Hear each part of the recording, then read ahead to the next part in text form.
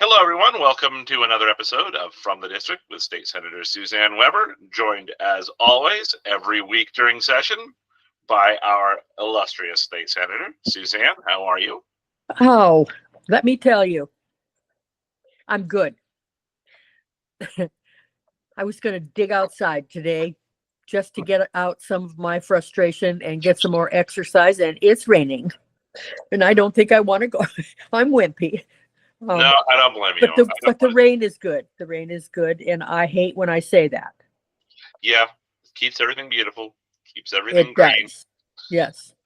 We don't need And drought. I'll tell you, driving from Albany to Tillamook last night to see all of the fields of clover and flax in bloom is stunning, and see all of the bee skeeps out there. Mhm. It is really a beautiful place that we live in. It is, and it is one of the most beautiful times in And London. yes, and I do spend a lot of time defending my area because every one of those senators and representatives feel that, of course, their area is the most beautiful in the state Of course. and far more beautiful than the coast. Little do they know. Yeah, We're the best. clearly they don't. Again, it shows that they don't come here very often. Right. Hey, we've got a lot to talk about. So Yes, we do. let's get talking. Let's talk about some successes. We have had 3 bills since we last talked of yours that have got across the finish line. And Yes, I'm very happy about those. we all are. Let's talk about Yes. some of them are kind of boring, but you know what? Some of the boring bills are some of the most important. So let's talk about Right, first. because it's the simple things sometimes that you have to fix. Right. Well, here's one that was very common sense. And we've talked about it before, SB 463, which is Yes. going to require that every biennium that the Department of Administrative Services is going to submit a report essentially about how much money we've been sued for. Yes, because we have never had a true picture of that. We have had a fund that is supposed to contain $100 million to be able to pay these suits when people have been successful, and it's paid out, but we never get a report on how much is left in the fund. Right. We are sued over things like handicap ramps and other issues, and the money keeps going out, but is the money keep coming in, and who's going to report to us just how Right. much money is there, and how does that look at budget time? Are you budgeting money to pay off lawsuits? Well, yes, you have to, but how much, and how is that then spent in the long term? Right. And it's not, Oregon state government is, as we all know, big. And so maybe the ODOT gets sued, as you mentioned, the one that were Right. it was a very big lawsuit about having to make sure that all the sidewalks at the crosswalks are handicap accessible, and that's going to Yes. cost a great deal of money to fix. So It's going to cost almost $2 billion to fix that. that's ODOT, and so then we also have maybe the Department of Education gets sued. That's something else. Or maybe then Department of Human Services gets services. sued. Yep, they get sued a lot. That's But the it all $40 comes out million. in the Yes. state insurance fund, and so those departments don't talk to each other all that much. So if they're all being sued, and it ends up that there's $5 billion dollars of judgments against the state, and you have budgeted $20 million to pay off lawsuits, well, we got a big problem. And of course, it isn't. I don't think it's reasonable for legislators to have to track down every single department and every single judgment against every single department that's pending. So this is having the Department of Administrative Services actually present you guys with a report every year so that you can budget for how much money that you actually have to pay out. Yes, and I have to give credit to a staffer in one of the offices. Yeah. He came to me and he said, "Listen, I don't understand how this works. you've got this much money that in reserve, but this much money is going out. And what is the balance, and what do we have to expect? And it was very true when you looked at it. Yeah. There had to be some accountability there. Yeah, he didn't understand how it worked because it doesn't work. It doesn't work. Unfortunately, Yeah. much of state government, it hasn't worked. And so this is an opportunity to fix that. Right. So that's one bill. Another bill that I think a lot of our friends in the trucking industry are going to be excited about, or just those folks who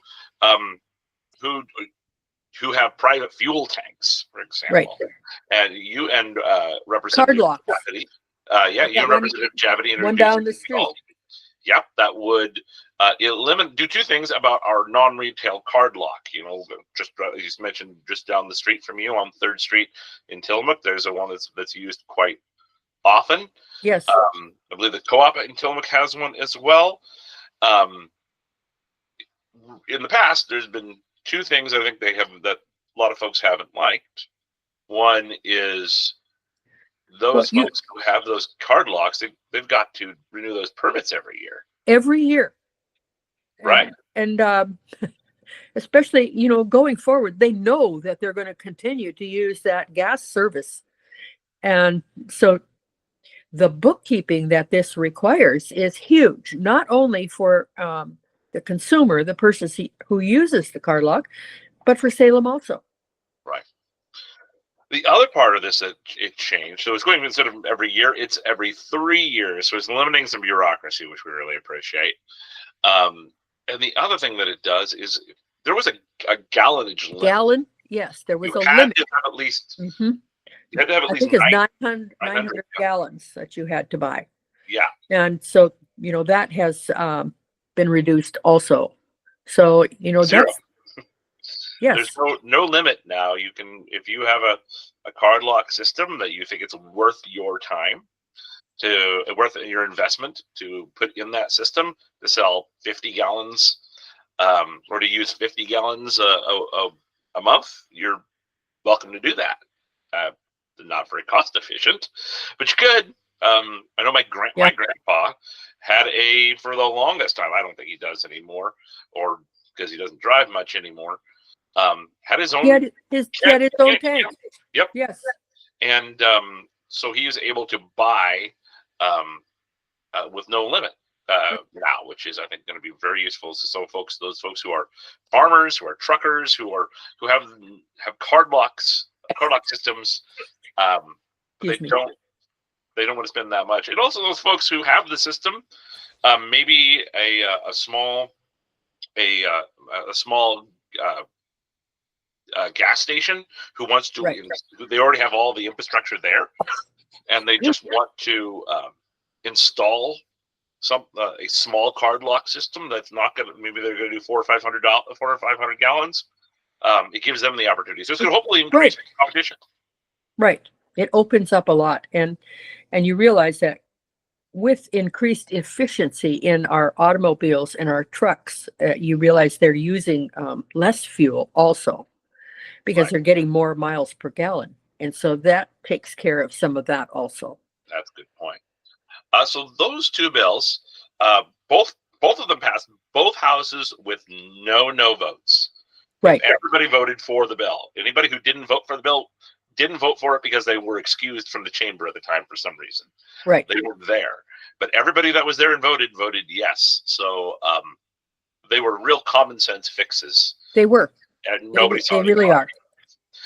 There was one bill, and I laugh a little bit about this bill because we talked about, I think, here last time how some folks you were talking to were saying that you're just getting too partisan. And so I laugh a little bit about this next bill, which is SB 1176. Yes. You were the only Republican onto this bill, and you were the only Republican to vote for it because you felt it was just the right. Well, here's my explanation of why I supported it and why I voted for it. And I should say, I'm sorry, you were the only Republican to sponsor the bill, not the only one to vote for it. There were a few other Republicans as well. Okay, so we live in Tillamook. Once upon a time, we had a tsunami come here, and it caused everyone to freak. Well, the power went out.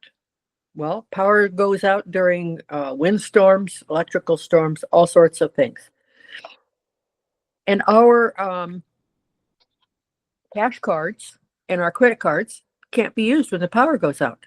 Mm-hmm. And people were buying a lot of gas because they felt that they needed to leave town get to the valley to get to safety. And so it made things a little difficult. Right. Buying gas with cash. And I think that there was even one gas station that ran out of gas, but there was no payment ability. There was no payment ability in the grocery stores. Right. Unless you had cash. And when people are talking about resiliency, they're saying you need to have a certain amount of cash on hand because there's going to be things that you're going to need. And you're not going to have the ability to, you could write a check, but that seems to have gone the way of the dinosaur also. But you can't use that card machine. And a lot of people today don't have one of those card machines that you can just, put it like we used to in the olden days, put the card in, put the piece of paper over, run it over a few times, and that would record that. They don't have that ability. And so I feel that it is really important, especially for coastal communities, to be able to use cash, not necessarily the credit card. And I'll tell you that I can understand why people think that it is important because of robbery. If somebody comes in to rob you and you have no cash, you're not losing anything. And that is, part of it being so much of a problem to so many people. Right. Well, let's make sure that we point out what this bill does. In 2022, that's when you actually passed a bill that required businesses to accept cash. The cash is king. You could not only accept credit cards, for example. You had to accept cash. The reality is that that bill, that law, is not being honored. It's not doing it anyway. Just saying we don't accept cash. So what this bill is actually, mini marts especially don't accept cash. Yeah, and I've also seen it in some like food trucks where they may be very subject to possibly being robbed or something like that. Yeah. However, it is the law that you must accept cash. And what this bill does is creates an education system for businesses to make sure that they understand. Because I don't think there's a whole lot of people out there, businesses out there, who heard that, it is the law to accept cash. Well, I don't care. I'm going to not accept cash. I don't care what the government says. I think the reality is people just don't know the law, and they've made a business decision not to accept cash. They haven't been told otherwise. Some of them, it is a corporate issue also. Corporate is for mini marts, have been told this is the way we're going to do it. And I think it's another thing to remember. There are people who don't have bank accounts. I mean, believe it or not, there is a larger number than folks may think who do not have bank accounts. So if you are saying that you won't accept cash, if we become a true cashless society, you are marginalizing a substantial amount of generally low income people. Right. And, there are people who only put as much cash in the bank as what it takes to cover whatever checks they have written, so that they know exactly how much money they have at all times. Right. Totally untrusting of our banking system. So it's a societal thing for a group of people. Yes. Right. So that bill did not pass unanimously. It did pass fairly Yeah. strongly, but you were one of the few. There were few Republicans who who voted for the bill, and you were the only Republican to sponsor the bill because you thought it was the right decision. Exactly. I still think it's the right decision. Right.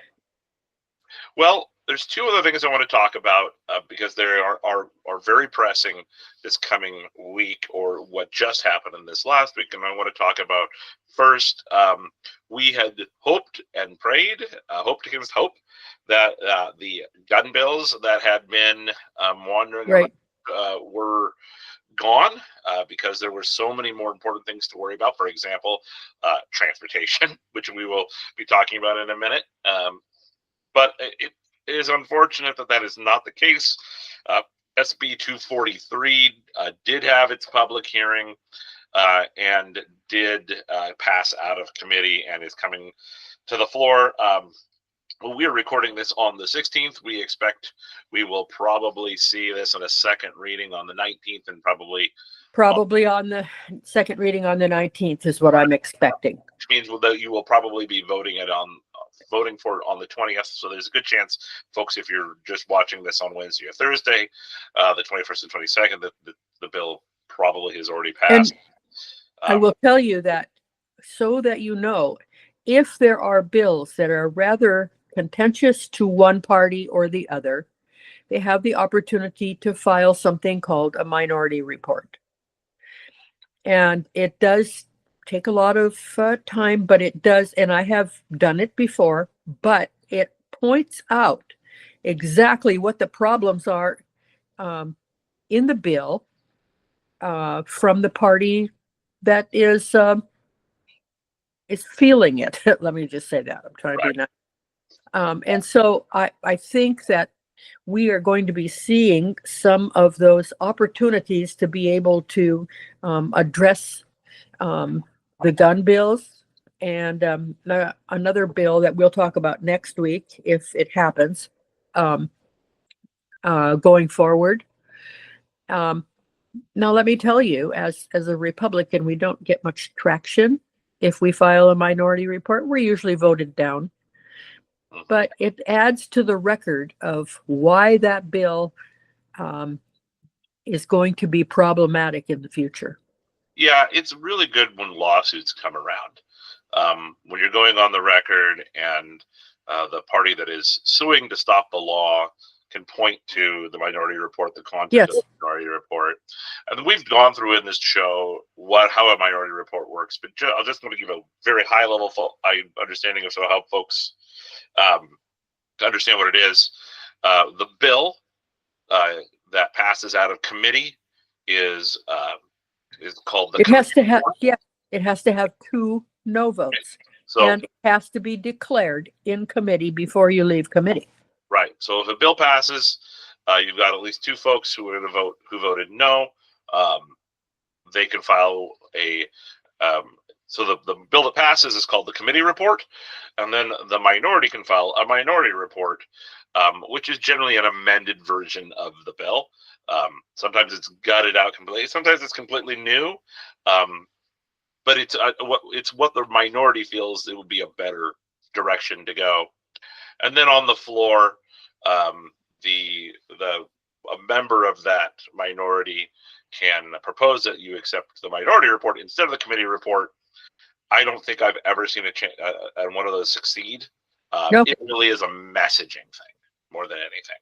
And so that I would not be surprised if we saw one of those coming on SB 243. But, it has the Senate is the first place it'll pass. And we imagine if it gets to the floor, which it will, that it will pass. It has the votes. Because this will be a party line thing, most likely. Yes. But then it'll go over to the House. So the House, this will still have an opportunity to stop it over there, and we hopefully hope our friends over there will. But it doesn't look great, unfortunately. Unfortunately, it doesn't. And I do know that there are folks lined up to file lawsuits. So if it does pass and get signed by the governor, that's probably coming. Right. And the governor also has the option to not sign it. Yeah, she does. And then she has done that occasionally in the past.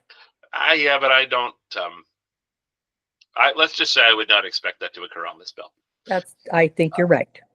So that's SB 243. I certainly encourage all folks who are listening to this to contact your legislator, encourage them to vote no on that. At least make your comments known.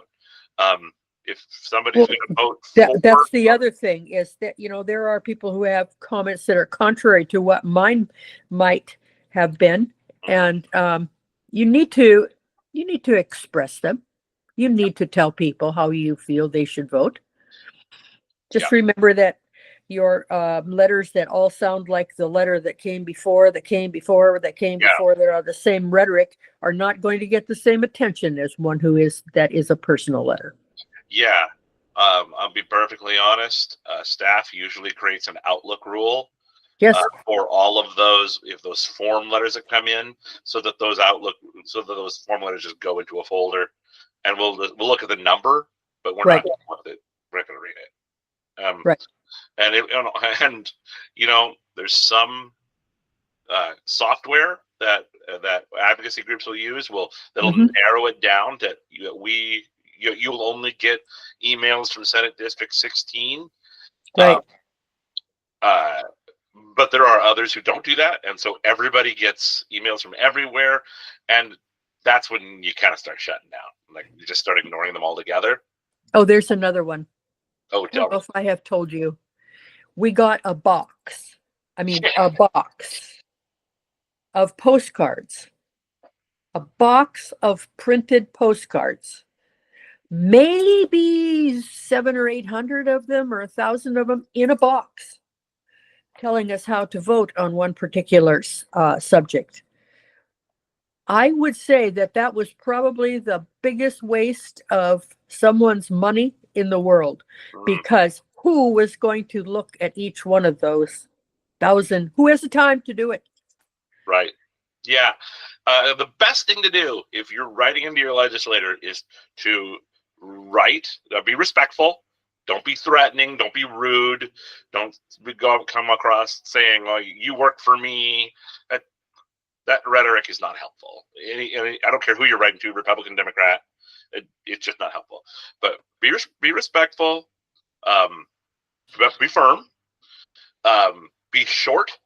If it's a few sentences or a paragraph, that's the best. And then include your name, your address, and if you would like us to call you back, your phone number. Yes, because you don't know how many people have send us a message and complain or ask a question. And usually the questions are quite detailed and important and personal. And then we have no way to contact them. Right. So name allows us to make sure that you're a real person. The address shows that we can make sure that you are a constituent. Because you're a constituent, you carry a lot more weight than somebody from Medford. Right. Except for the people there's Medford, they probably care about you a lot. There's one bill that's coming up in the next week on either, maybe it'll be heard in education on Monday, concerning the cell phones. Yes. And the all of the testimony that I have gotten from people has been from Central or Eastern Oregon. I've had very few letters from people in my own district. Right. So right. That's what I look at when I vote. Yeah. And then, of course, the phone number. If you don't want us to call you back, well, then you don't need to put your phone number. That's fine. But if you do want a phone call, please do make sure to put your phone number. We can't go looking for it. We just don't have the time. Okay. So let's now get on to the big news that happened just this last week, and that's the release of the revenue forecast. For those folks who don't know what that is, every 6 months or so, quarterly. I think it's quarterly. Yeah, it is quarterly. The state economist will give a projection of how much revenue the state government's going to bring in, and this one, the one in May, in odd number years, which is a budget year, is the most important one. Yes. That's the one that legislators use to build the budget. And we Right. got that. We did. And it was very disappointing because, of course, it was more than we thought a year ago and less than we thought 6 months ago. Right. And we have been working on budget issues because of people coming forward and asking for things, especially in education, and being very clear with them. We don't know if you're going to get this because we don't know if the budget is going to be able to provide this through the revenue. And we're finding out that there will be a lot of things that will not be funded because even though it is still, I think, an ample amount of money, there are so many requests for budget items that it's just not going to happen. Yeah. And you got to realize that in my district alone, for capital construction projects, I had $94 million in requests for things relating to infrastructure. That's pretty big. Yep, it is. And so I think it's important to remember the numbers. They are projecting at the end of this biennium, so that is the end of right. the end of this fiscal year. Then in September, there's going to be a balancing right. But they're projecting revenue forecast. They're projecting that you're going to end this biennium with over $2 billion left over. Yes. Part of that goes into the rainy day fund, and part of it goes into a pretty substantial kicker. It's not going to be one of those giant ones that we've had in the last few years, but it will be about the largest kicker that we've had. So, the thing is, there are several legislators that really have their eye on that kicker for their pet projects. There always is and even the governor, no Republican has said that we're not touching the kicker. Ain't happening. That's a political nightmare. The people love the kicker. It's a thing. Deal with it. Right. And there was a proposal that said, well, the kicker can only go to people who make less than $100,000 a year. Yeah. Okay. So that's another, try and grab at that gold brass ring. Yeah. That's just not going to happen. So it looks like at this point, we're expecting about $750 million less for next biennium than we were hoping to have, than the last quarter we thought we would have. And I think what's most disappointing for me is that there's a lot of finger pointing going on right now. Yes, there is. The Democrats are saying this is all Donald Trump's fault, because everything is Donald Trump's fault to them. However, the Democrats' fault. What I hope to see, and I know this is your world as well, is I don't care whose fault it is. We got to deal with this situation. In my conversations with folks who are doing budget work, they think that there's enough money to fund everything that exists. The big question would be the new stuff. And that's where the infrastructure. That's the new stuff that you talk about. Right. That's a worry. And the big transportation package that we've talked about. I know. That's coming up. We don't have that completely worked out yet. Of course, there are lots of rumors going around about it, but we'll have a clearer picture this next week because, the revenue forecast is taken into consideration.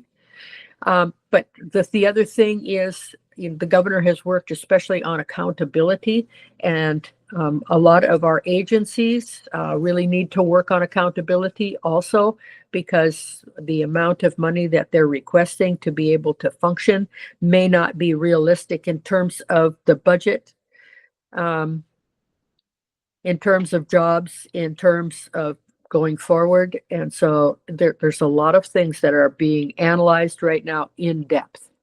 Yeah. And it goes back to the conversation that we've had.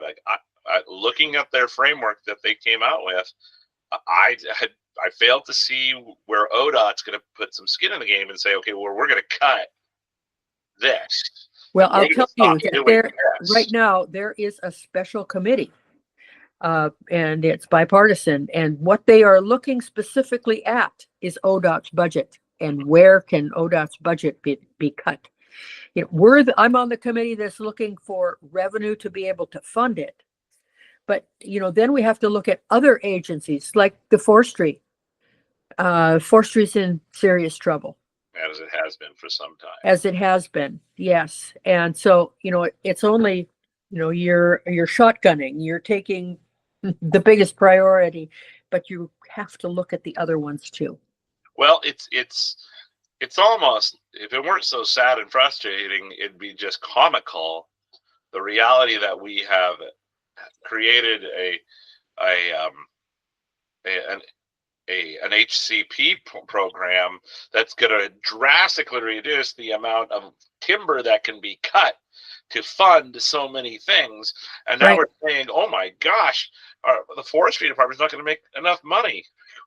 What the hell you say? Exactly. And amazingly, you know, with all of the hype that this habitat conservation plan got as it was being formulated and then passed, there are still so many people that don't understand the ramifications of that for the next 70 years. And there are people that are realizing all of a sudden what this is going to do to the 4 timber schools that are in our district: Neocani, Nestucca, Seaside, Jewel. And, you know, we have school bonds out all over the state to be able to fund needed improvements, and it's just very, I don't know. It's very interesting what we have to face and what we are going to have to take care of into the future. Right. Well, to be continued. We just got this revenue forecast here a few days back as we're recording this on the 16th, Friday the 16th. Yes. So still. Yep. It was Wednesday morning when yep. people came to the caucus room with the news of what had happened.